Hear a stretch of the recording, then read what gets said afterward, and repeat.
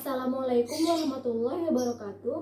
Selamat pagi Bu Reza. Saya Adinda Nurhalizah dari kelas 12 IPS 3. Saya akan mewawancarai mama saya untuk menyelesaikan tugas yang Ibu berikan pada minggu sebelumnya.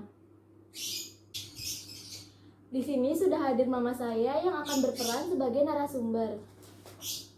Nah, pasti mama sudah pernah merasakan kan bagaimana keadaan pada masa Orde Baru? Nah, Dinda ingin bertanya, bagaimana sih keadaan ekonomi pada masa Orde Baru? Sama saat ini? Iya, perbandingannya gitu. Ya enakan waktu masa Orde Baru lah. Alasannya? Itu bagi mama, menurut mama, apa-apa murah, sembako murah, bahan kebutuhan pokok murah, semuanya serba mudah, nyari kerjaan juga mudah. Berarti tidak sesusah sekarang ya? Kalau sekarang kan nyari kerjaan susah gitu mas. Dulu kan nggak ada karyawan kontrak-kontrak tuh. Kalau udah kerja nggak apa, misalnya lamar kerjaan, kerja paling 3 bulan, 2 bulan, 3 bulan terus angkat karyawanan. Diangkat karyawan tetap ya? Tidak ada karyawan kontrak seperti sekarang. Iya. Lalu di tahun 1998 Indonesia kan pernah mengalami krisis ekonomi. Nah, mama bisa menceritakan nggak bagaimana keadaan sebelum dan sesudah adanya krisis ekonomi tersebut gitu? Ya sebelumnya kan apa-apa murah nih, stabil. Dan sesudah krisis itu kan semua bahan pokok, semua kebutuhan apapun jadi melonjak, berubah total, melonjak tinggi gitu maksudnya. Lalu ketika krisis itu terjadi kan banyak juga nih mak, kayak penjarahan, terus juga demo dan aksi-aksi yang dilakukan masyarakat kan untuk menuntut pemerintahan agar bisa mengatasi permasalahan itu gitu. Nah ketika ada aksi dan demo seperti itu, apakah berdampak juga gitu pada pekerjaan bapak gitu? Kalau dampak pekerjaan sih enggak, biasa aja. Yang kena tuh karena bahan pokok kebutuhan mahal aja itu yang dirasa. Jadi gaji kan tetap. Penghasilan jadi tetap gitu, tetap diberikan oleh perusahaan. Iya, tetap dapat, cuman ya itu bahan-bahannya aja yang mahal jadinya kan. Otomatis pengeluarannya jadi banyak nambah. Nah kan ada penjarahan juga nih mak, berarti barang-barang ada yang diambil gitu kan, misalnya kayak borongan gitu langsung diambil. Nah itu tuh mama bisa mudah nggak mendapatkan barangnya atau malah susah karena kan jadi langka barangnya kan? Enggak, dulu mah walaupun ada penjarahan gitu apa-apa mudah banyak, soalnya perasaan mama selama ngalamin itu nggak pernah kesulitan dapat barang apapun. Jadi mudah. Emang sih sesudah ada kerusuhan itu apa-apa emang jadi mahal, semuanya jadi mahal, melonjak tinggi.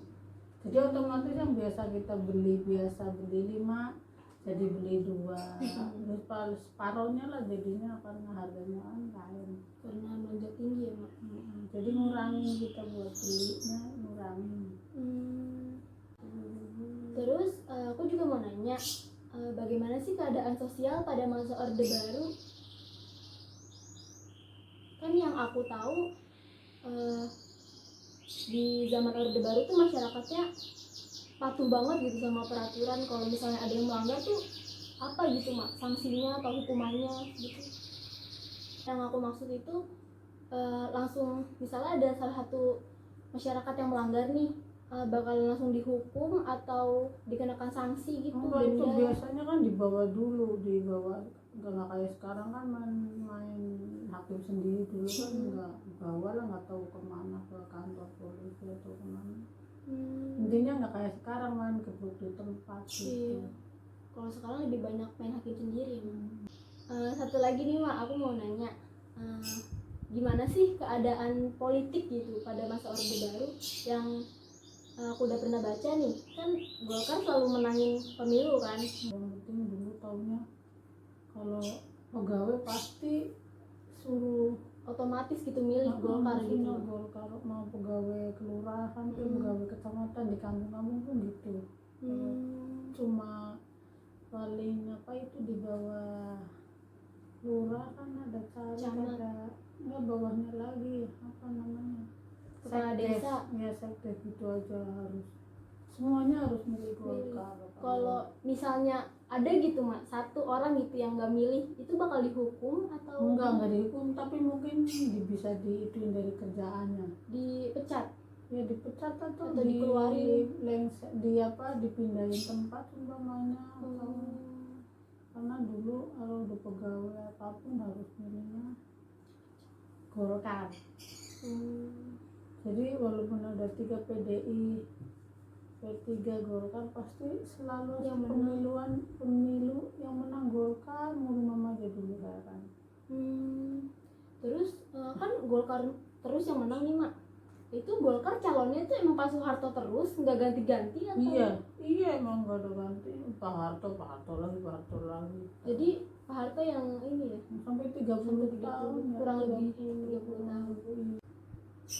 Jadi kesimpulan yang saya dapatkan dari wawancara tadi ialah keadaan politik, sosial, dan ekonomi pada masa Orde Baru lebih baik daripada masa yang sekarang. Mengapa? Karena pada masa Orde Baru barang-barang kebutuhan jauh lebih murah, mudah untuk mencari pekerjaan, dan juga masyarakatnya patuh terhadap peraturan pemerintah, serta tidak main hakim sendiri.